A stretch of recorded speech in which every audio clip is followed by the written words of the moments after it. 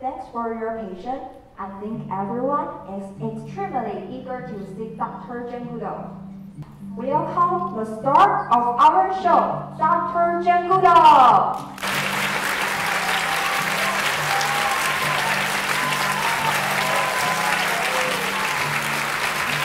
请大家不要侧立，谢谢。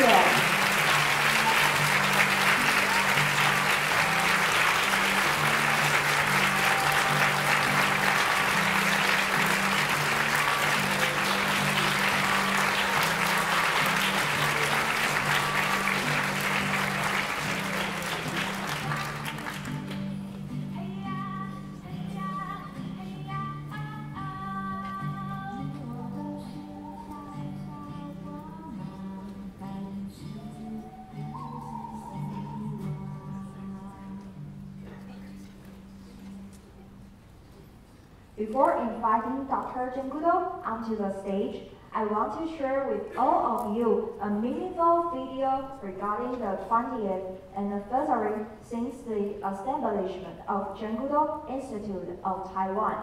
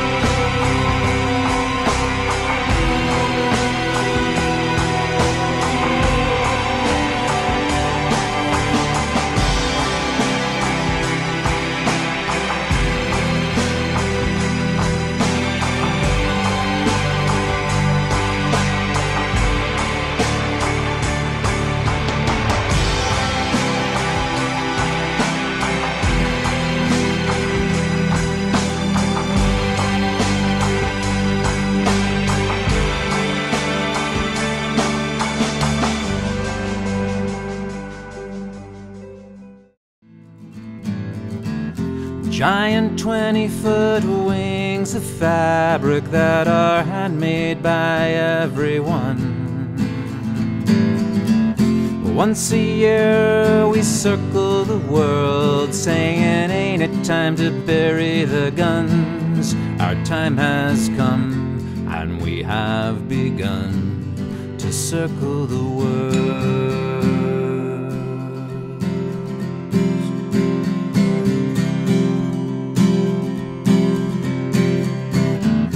It's a dream and it's a vision, it's a prayer that we may see.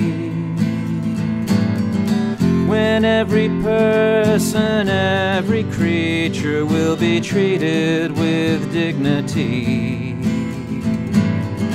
When every war will be a memory we never shall repeat. Our time has come, and we have begun to circle the world.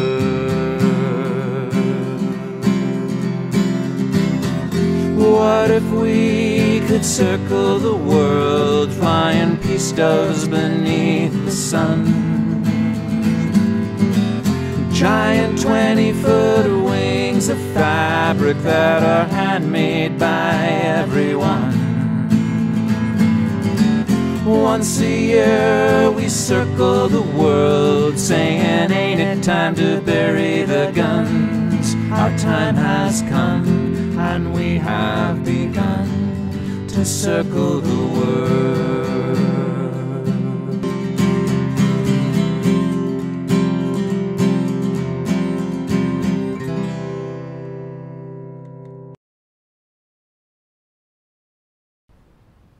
Now, let's welcome the student who experienced the spirit of roots and shoots deeply, Felix.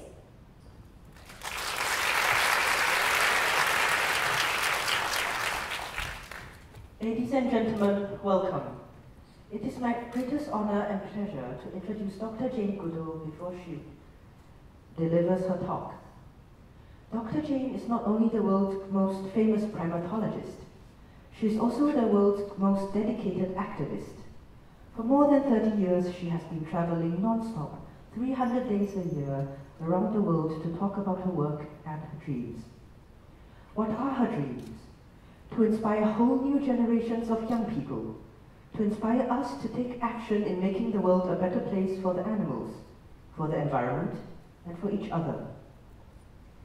The Jane Goodall's Roots and Shoes program is now in more than 80 countries, with hundreds and thousands of young people rolling up their sleeves and working on their very own projects.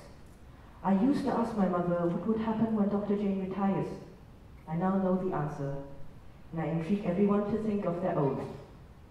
Before we invite Dr. Jane on stage, let us watch a little video first.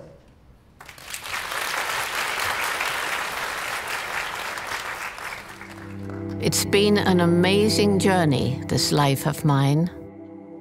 This planet has filled me with the wonder of all living things, great and small. We cannot ignore this earth that surrounds us, that feeds us, shelters us, replenishes our bodies and our souls, and stretches our imaginations, where animals, plants, air, water, all care for us. We're all interconnected. People, animals, our environment. When nature suffers, we suffer. And when nature flourishes, we all flourish. I do believe in the possibility of a world where we can live in harmony with nature, but only if every one of us does our part to make that world a reality, so that when you look back over your journey, your life, you can truly say, I did make a difference.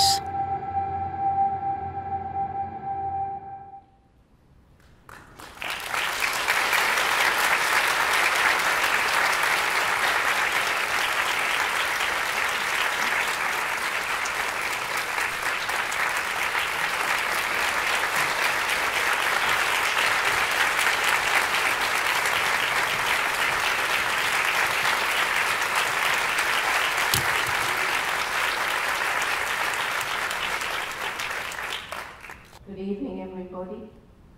And it's lovely to see all of you here tonight.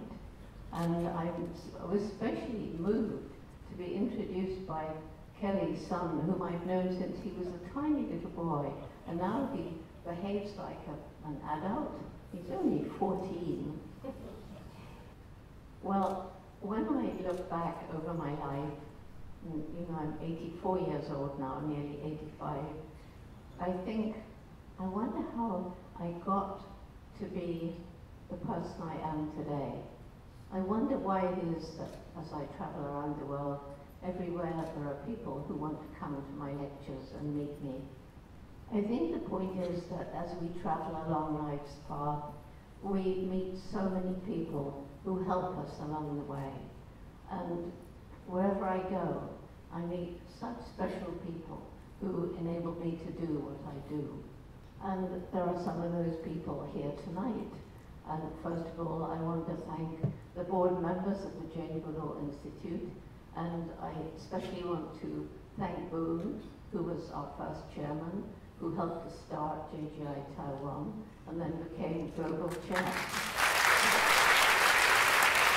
And someone else who's been with us right from the beginning is Eugene. And Jessie too has been with us a very long time. And Winston and Pauline, who are two newer board members. So then, of course, there are those people who work so hard in the office to make evenings like this evening possible. And first of all, of course, there's Kelly. How many years have you been with us? Just 2. She's been an executive director for a very long time. And she's also playing a very major role in developing our Roots and Shoots program for youth across Asia. And then, of course, Kelly's amazing family. Phyllis, you already met. Mountain Cat is doing the recording. And Nadine, whom I knew when she was a tiny little baby, is somewhere in the audience. And then there's all the other staff. Can all the staff of JGI stand up and Roots and Shoots?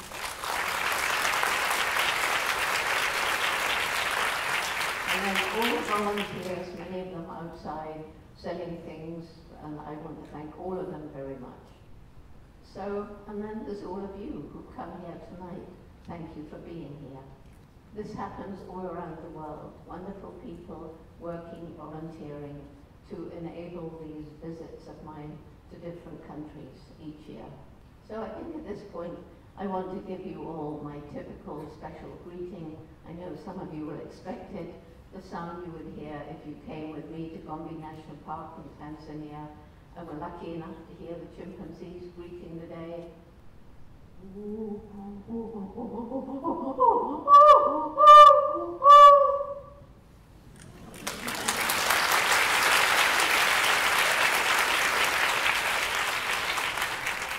But then there's one person to whom I owe more than any other single person. And that was my extraordinary mother, because when I was a child, a little bit different from a lot of other children, she supported my passionate love of animals. And I tell you one story that I know many of you have heard before, but I tell it for a special reason. And it happened when I was 4.5 years old. We lived in London at the time, in England, and not many animals there. So it was really exciting to be taken by Mum to stay on a farm in the country. Cows, pigs, horses, face to face, wandering about in the fields, no cruel, intensive factory farms in those days. I was given a job to help collect the hens' eggs. And they laid these eggs in these little hen houses where they also slept at night. I don't remember this, but apparently I began asking everybody, but where's the hole on the hen big enough for the egg to come out? I couldn't see a hole like that. Nobody answered me to my satisfaction. What I do remember clearly is seeing a hen. She was brown, and she was going up into one of these little hen houses. And I must have thought, she's going to lay an egg. I'll find out for myself. I crawled in after her. Big mistake. Squawks appear. She flew out. But you see, now I'm on a path to discovery. And I realized that this hen house was now a dangerous place. And so I went into an empty hen house and waited, and waited, and waited. Finally, a hen came in, and I saw her lay an egg. I don't know who was more excited, me or the hen.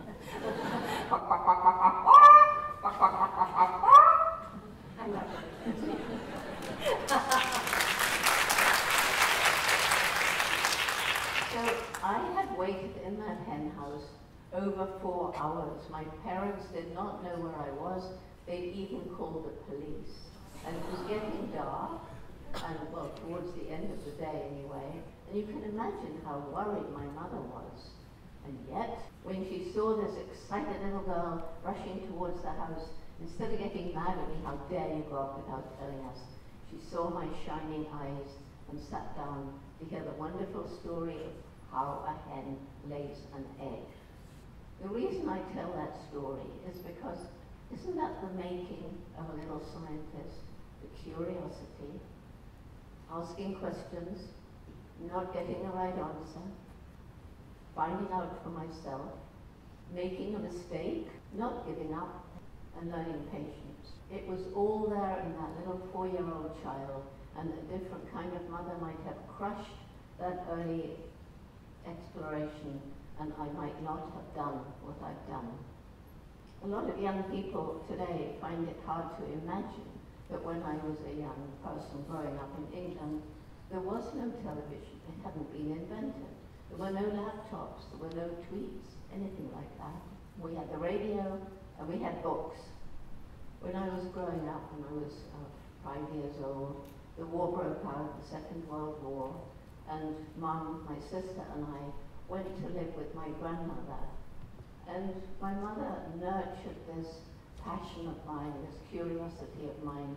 She found books for me about animals, thinking, well, Jane will learn to read more quickly if she's reading about something interesting.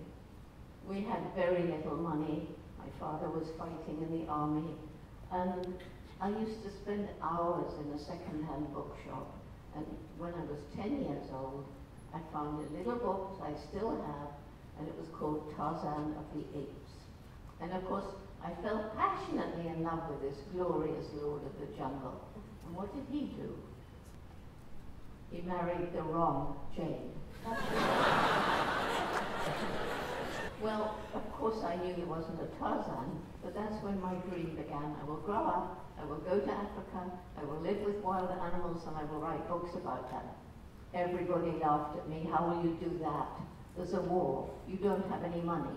Africa's far away. And anyway, you're just a girl, and girls don't do things like that. But my mother said, Jane, if you really want this thing, you're going to have to work awfully hard, take advantage of every opportunity, don't give up. It's a message I've taken to young people around the world, particularly in disadvantaged communities. And I wish my mother was alive now to know the number of people who said to me, Jane, thank you. You've taught me that because you did it, I can do it too. And I think maybe she does know. You know, up there, Mum, I think you know what's going on. When I left school, I'd done very well at school, but we didn't have enough money for university. We just had enough money for me to do a boring old secretarial course. I had to earn some money. I was having a job in London when I got a letter from a school friend inviting me for a holiday to Kenya. That was the opportunity, but in order to accept her invitation, I had to raise the money for the passage, and you couldn't save money in London, so I went home and I got a job as a waitress in a hotel around the corner. It was about 5 hours that I served people's breakfast, lunch and dinner. Really hard work, by the way. Finally, I had enough for my return fare, and in those days there were no planes going back and forth with tourists, so that first journey was by boat. It took 3.5 weeks. I was 23 years old, and in those days a 23-year-old was about like a 17-year-old. Today we were very unsophisticated after the war, and I think it was incredible that my mother let me go off like that. At any rate, I got to my friend's farm and I stayed there a while, and then somebody said to me, Jane, if you're interested in animals, you should meet Dr. Louis Leakey, the famous paleontologist. He was curator of the Natural History Museum in Nairobi, and I made an appointment and I went to see him, just like that. I think he was impressed by how much I knew about the various creatures in the museum. If you look back over your life, you sometimes think, how amazing. Things just happened. Was it coincidence? Or was there a plan? Just 2 days before I arrived and met Louis, his secretary had suddenly left. He needed a secretary. That boring secretarial course, well, there I was, and he gave me the job.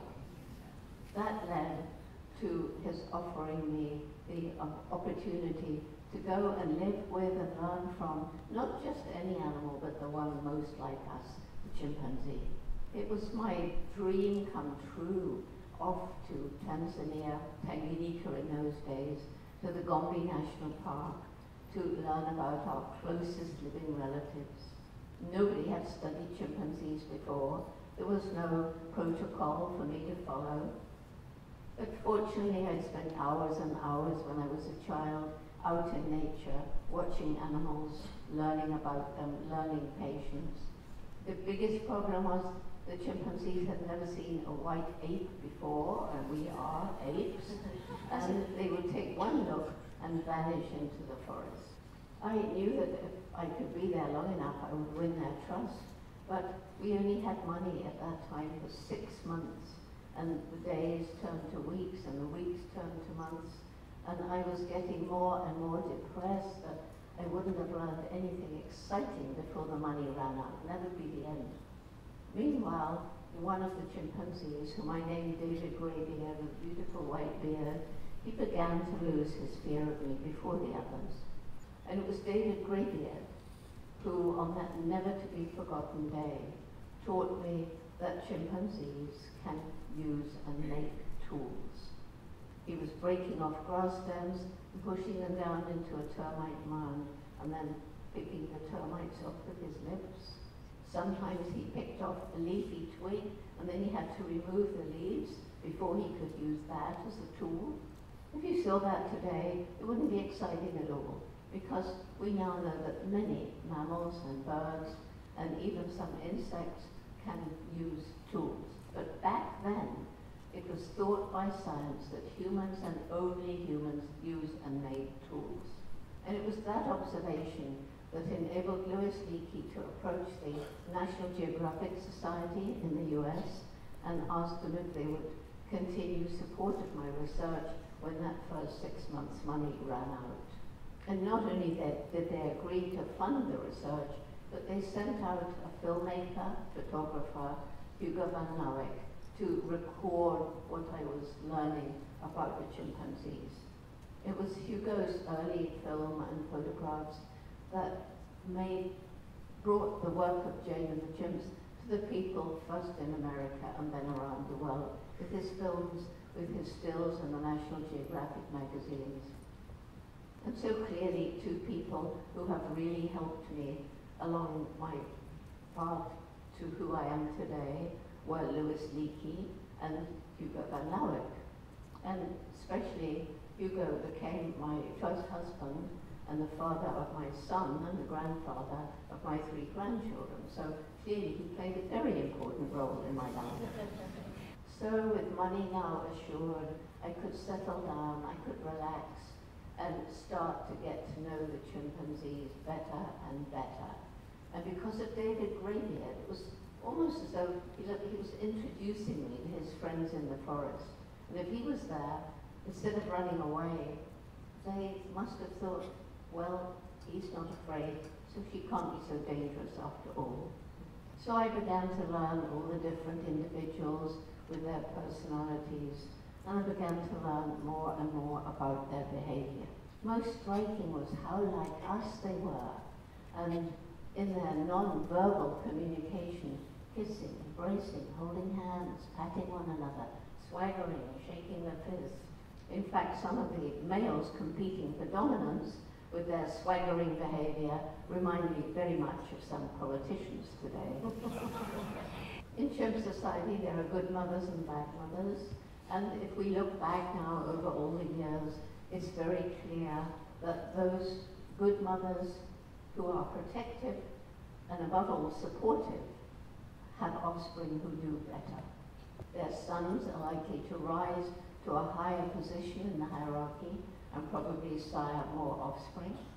And the females too rise to a higher position in the female hierarchy, although all females are subordinate to all males. But also the offspring of the supportive mothers turn out to be better and more supportive mothers themselves. It was a shock to me to find that just like us, chimpanzees have a dark and brutal side to their nature.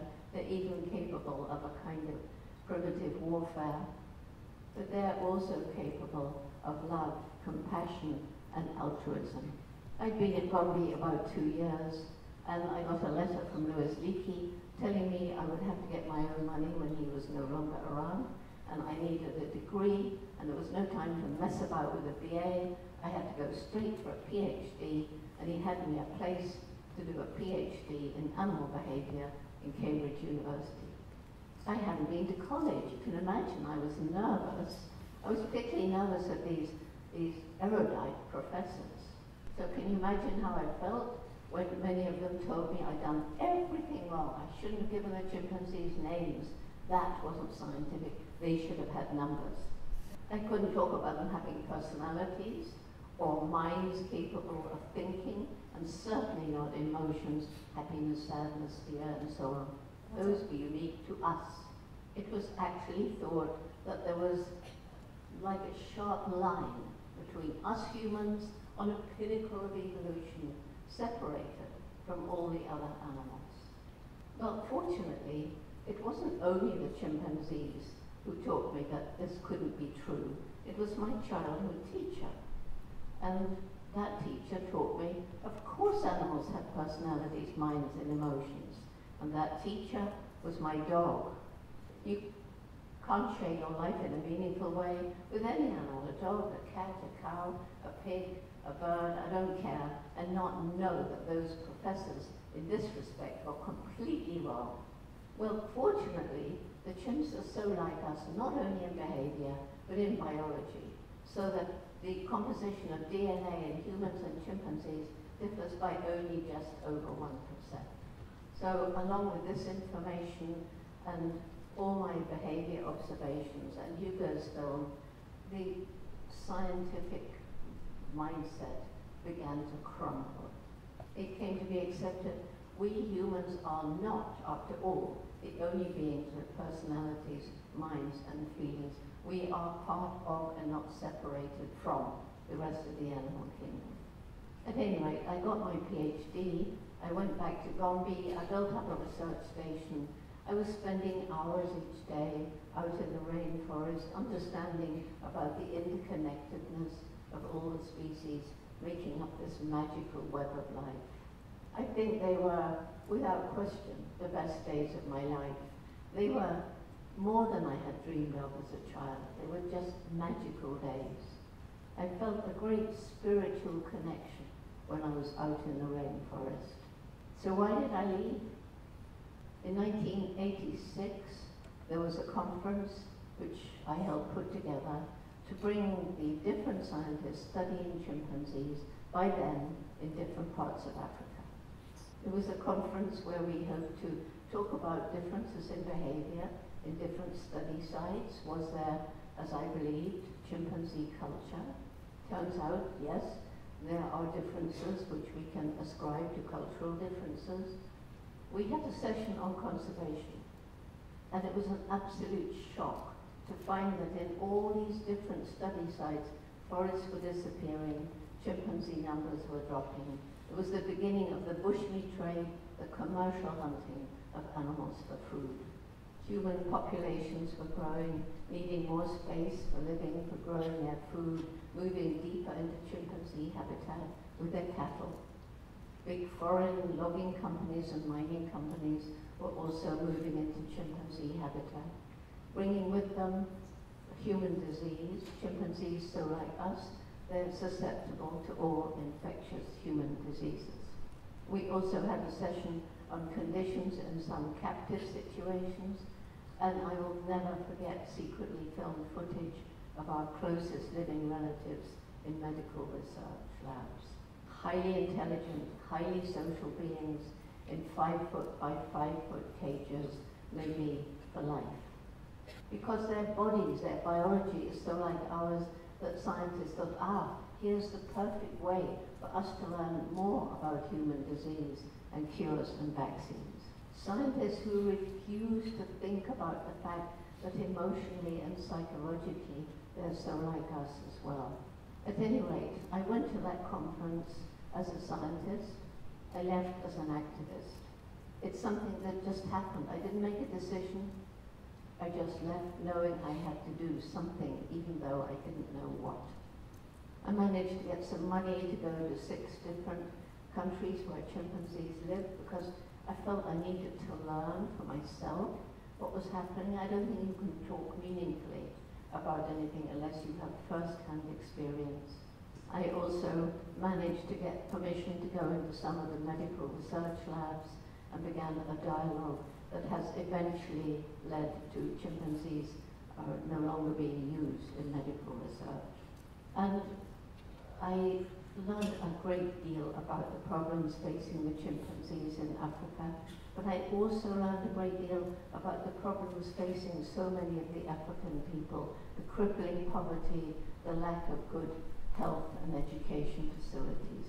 When I first went to Gombe in 1960, it was part of what we call the equatorial forest belt, stretching from East Africa to the West African coast. When I looked down from a small plane at Gombe in 1990, I was shocked to see that it was just a small island of forest surrounded by completely bare hills. More people living there than the land could support, too poor to buy food from elsewhere, struggling to survive. And that's when it hit me. If we can't do something to help these people, to suggest alternative ways of living that don't involve cutting down the last trees to grow food or to make some money from charcoal, we can't even try to save the chimpanzees. So the Jane Goodall Institute in 1994 began a program to improve the lives of people living in the 12 villages around Gombe National Park. We started by choosing a team of local Tanzanians who went into the villages and sat down with the people there and asked them what they thought we could do to make their lives better. So there's no time to go into this program, Take Care or Takari, but it's very holistic, ranging from restoring fertility to the overused farmland programs to microcredit opportunities for women so that they can start their own environmentally sustainable projects. Scholarships to keep girls in school after puberty, because it's been shown all around the world that when women's education improves, when women are empowered, family size tends to drop. And we provided family planning information, which, by the way, was very gratefully received. There are now volunteers from 72 villages throughout all of the remaining, throughout all of the range of the remaining chimpanzee population in Tanzania, about 2,000 chimps. These volunteers from 72 villages learn how to use smartphones. They go into the village forest reserves where there are chimps, and they record illegally cut trees or animal traps or a chimpanzee nest or a leopard. All this information is uploaded onto a platform in the clouds called Global Forest Watch, so it's all completely transparent and it's changing conservation in Western Tanzania. So successful that Jane Goodall Institute has initiated similar projects in 6 other African countries around chimpanzee habitat. Well, all of this costs money, and so I was traveling around first in North America and in Europe and then Asia, talking about the problems facing the environment and the animals living there, but also the problems faced by the people. And I was learning about all the harm that we humans are inflicting on Mother Nature.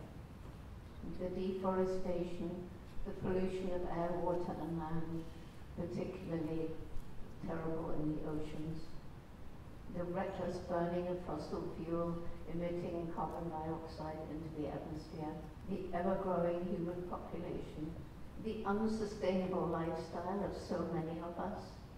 I'm guilty. I have far more than I actually need, and it was Mahatma Gandhi who said, the planet can provide enough for human need, but not human greed. Don't you think it's strange? The one thing that makes us more different from chimpanzees and other animals is the explosive development of our intellect. So how come the most intellectual creature to ever walk the planet is destroying its only home? No wonder, as I was going around the world, I was meeting young people, particularly high school, university students, who didn't seem to have much hope. They were either depressed or angry, or mostly just apathetic, not seeming to care what happened. I began asking them, why do you feel this way? And they all said more or less the same. We feel you have compromised our future and there's nothing we can do about it. Any young people here this evening, if you think that we've compromised your future, you are absolutely right. A Native American chief once said, and I'm sure when he said it, it was right, we haven't inherited this planet from our parents, we've borrowed it from our children. But we're not borrowing our children's future, are we? We're stealing it. We've been stealing it for years. But were the young people right when they said, you've compromised our future and there's nothing we can do about it? I don't think so. I think there's a window of time when if we all get together and change the way we behave and perhaps the way we think, we can heal some of the scars we've inflicted. That's when I began the Roots and Shoots program in 1991 in Tanzania, and we decided the main message would be every single individual matters, every single individual has a role to play, every single individual, every one of us makes some impact on the planet every single day, and we have a choice as to what kind of impact we make. If our young people lose hope, we may as well all give up, because without hope, what's the point of taking action? Some scientists believe we've already reached the point of no return, that no matter what we do, climate change will heat up the world until it becomes a place where no life can live, at least not human life. But as I say, I believe we have a window of time when if we get together, we can start making a difference. And so Roots and Shoots, which began with 12 high school students, is now it's actually in 80 countries. We did have 100 countries, as it said in the film, but sometimes groups start and then the leader goes away and the group fizzles out. But it's growing all the time. We have about 150,000 active groups around the world. And we have all the people who started in high school, university, and are now out there in the big wide world, taking up leadership positions, becoming parents, becoming teachers. So the goal is a critical mass of young people who understand that, yes, we need money to live. It goes wrong when we live for money, unless we live for money to help make the world a better place. So about 9 years ago, a film was made called Jane's Journey, and there was a section on Roots and Shoots. And I want to play that for you now because it gives you an idea of what's going on around the world. It's changed since then. The map you see at the beginning, dark green is where there's lots of groups, and there's more dark green now than there was then, and more pale green and less white where there were none.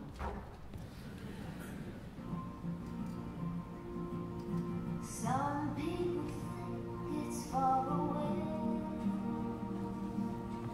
Some know it's with them every day. You are the reason we found out. So thank you, smile.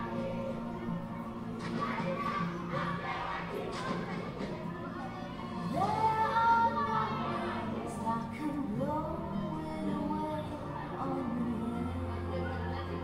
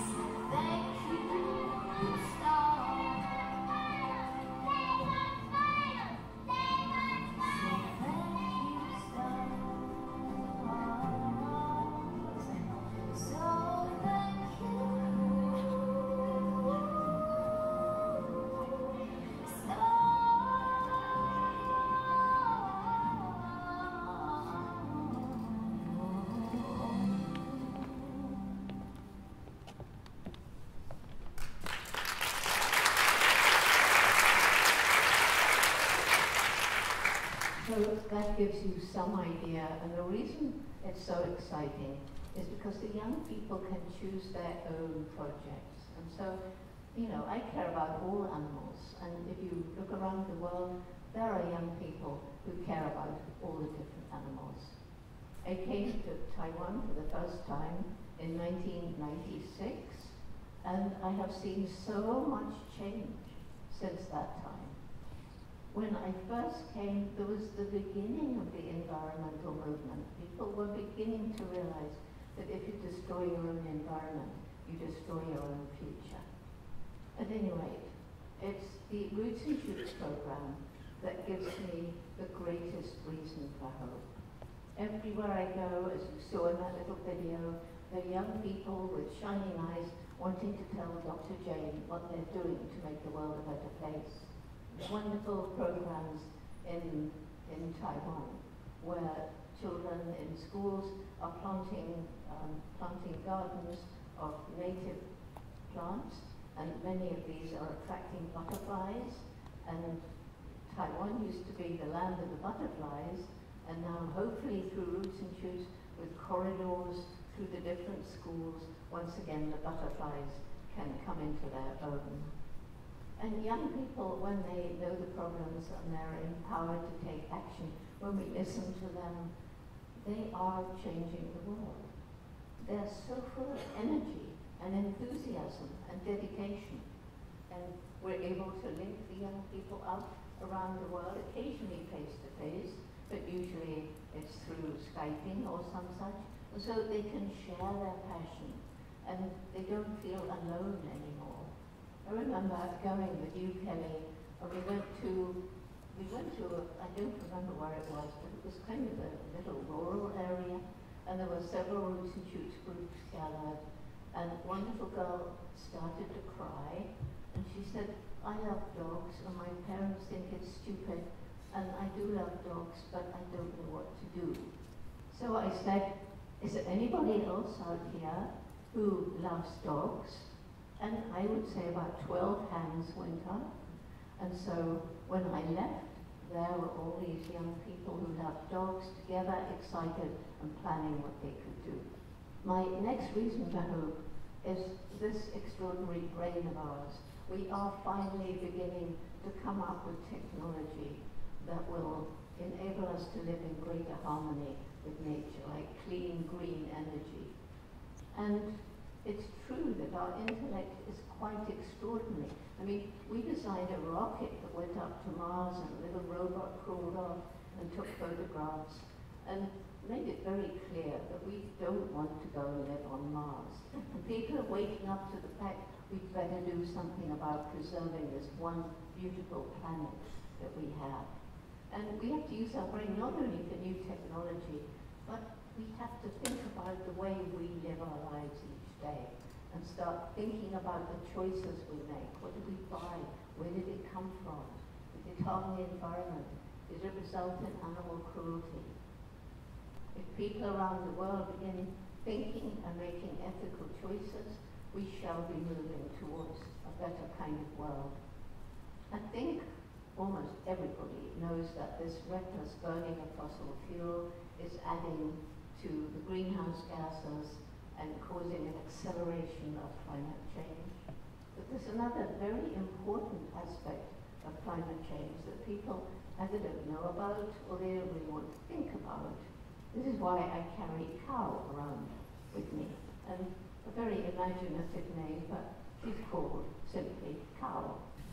And I use her when I'm talking about the fact that as the world's population has grown, as more and more countries have got more wealthy, more and more people are eating more and more meat. On the one hand, it's leading to unbelievable cruelty in our factory farms, but maybe people don't care about that. Maybe people don't care that cows and pigs and our other farm animals also have personalities and minds and emotions. But what about the fact that all these billions of animals have to be fed and huge areas of habitat are cleared to grow grain or soy?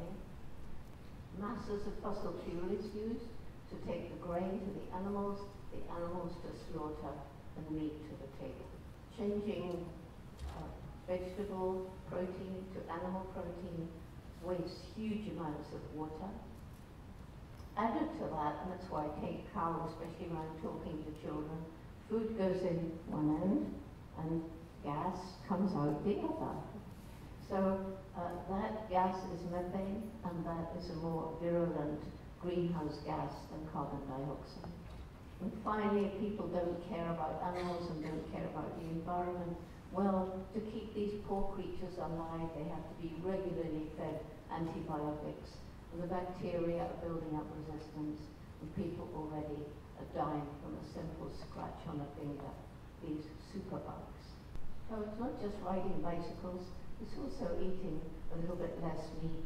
Or you could become a vegetarian, as I did, which is actually very healthy. I stopped eating meat because I didn't know about intensive farms. They didn't exist when I was young. And I read a book about them, and the next time I looked at a piece of meat on my plate, it was about 1969, I thought, this is symbolic. Fear, pain, death. I don't think I want to eat that. So my third reason for hope, the resilience of nature. I talked about the bare hills surrounding Gombe National Park. If you fly over today, no more bare hills. The trees have been allowed to come back. And again, I went with Kelly to a river, which you can explain about, Kelly, a river where the water from an extremely polluted river was directed through different kinds of vegetation that had the power of removing the chemicals and the toxins, and by the time it flowed out into a wetland and rejoined the riverbed, it was completely pure. Animals on the very brink of extinction can be given a second chance. I think one of those I know about in Taiwan is the landlocked salmon. Anyway, and then if you get somebody who's passionate, it can make all the difference. So a story from Taiwan that I love and I share all the time is when the rapid rail was first built. And it was a time when Nita Ing, who's been very much part of JGI, was the president or CEO of the rapid transit. So her team surveyed and came back to her, this is the route for us to build the railway line. And a group of zoologists came and said, yes, but that means it goes right through the largest area of the highly endangered pheasant-tailed jacana. It will wipe them out. So Nita Ing sent her team out to find a way around this area of woodland. So they went off again, and they came back and said, well, the only other possible alternative route goes right through a mountain, and that will cause even more environmental destruction. So Nita said, well, if I can't move the railway, I'll move the birds.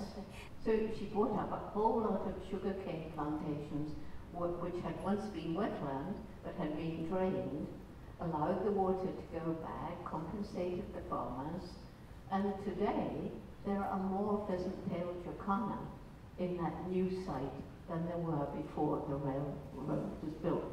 And of course there's an ongoing fight to save the wintering ground of the black-faced spoonbill, one of my favorite birds in the world. My next reason for hope is social media. For the first time in human history, we can bring people who care about a certain issue from all around the world so that all their voices can be heard, so they have a feeling of solidarity.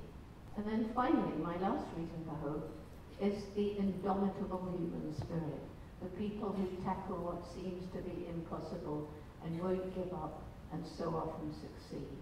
This is why I carry Mr. H. Maybe you saw him in the movie, because he goes everywhere with me. I've had him for 29 years. He's named Mr. H for the man who gave him to me, Gary Horn, who went blind at 21. For some odd reason decided to become a magician. Everybody said, but Gary, you can't be a good magician if you're blind. He said, well, I can try. He does shows for children, and they don't notice that he's blind, and at the end he'll tell them and say, something might go wrong in your life, because you never know. But if it does, don't give up. There's always a way forward. He does crazy things like skydiving. I mean, imagine jumping up at an aeroplane is stupid anyway, but into a completely black world is utter insanity. So, most recently, and I think most amazing of all, he taught himself to paint. And he does it by touch, by feel. His wife or his son help him with the colors. And he gave me Mr. H thinking he was a chimpanzee, and I made him hold the tail. He said, never mind, take him where you go, and you know my spirit's with you. And so I would say he's being touched, stroked by at least 5 million people, because I say the inspiration rubs off. So Gary has done a book. He's self-published. You can get it on Amazon. It's called Blind Artist by Gary Horn. And in it is a portrait of Mr. H, whom he has never seen. And so we're surrounded by people who have this indomitable human spirit. Some of them are famous, like Nelson Mandela. Others are just seemingly ordinary people struggling with social problems, or perhaps with physical disabilities. One of the most inspirational people I've met is a Canadian who was born 45 years ago with no arms and no legs. He's got little kind of stumps on his arm, from one of which is projected a little, maybe a thumb, I don't know. From one of his hips is a little, looks like a flipper. I suppose it was originally a foot. And using this to push off with, he went all around Europe on his own on the skateboard. I've met him 3 times now in Canada, and the last time I said, has anybody offered you prosthetic limbs, legs?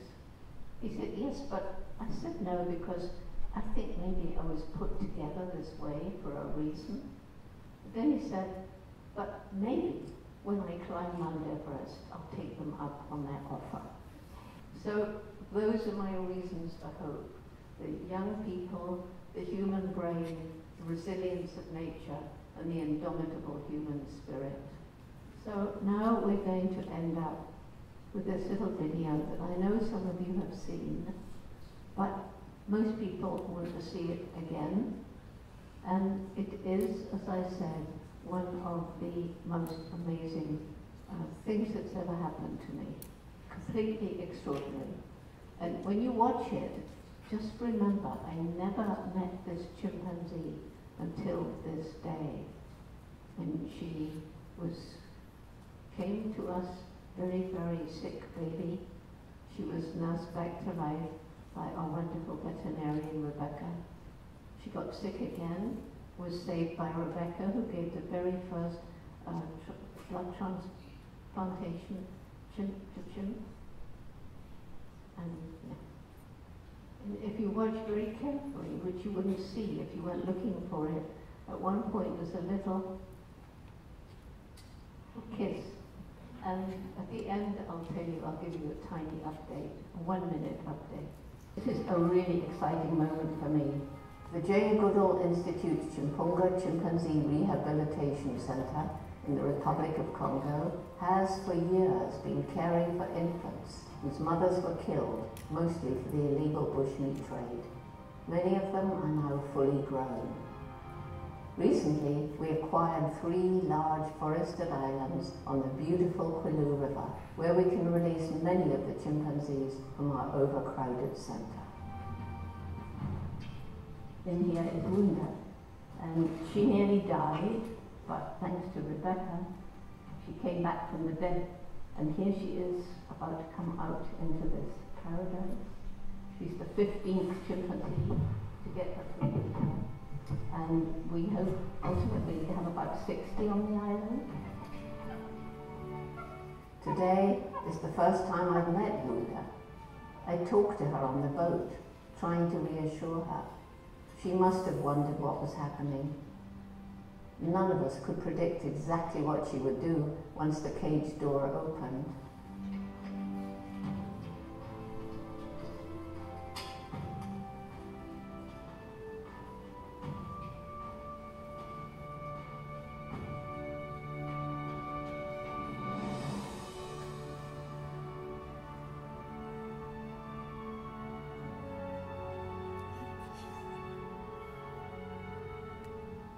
It was a very, very touching moment. One of the most amazing things that's ever happened to me. The warmth of her embrace is something I shall never forget. For Wunda and all the other chimpanzees we're working to bring here, Chinzula Island will provide a wonderful forest home where they will be cared for and safe.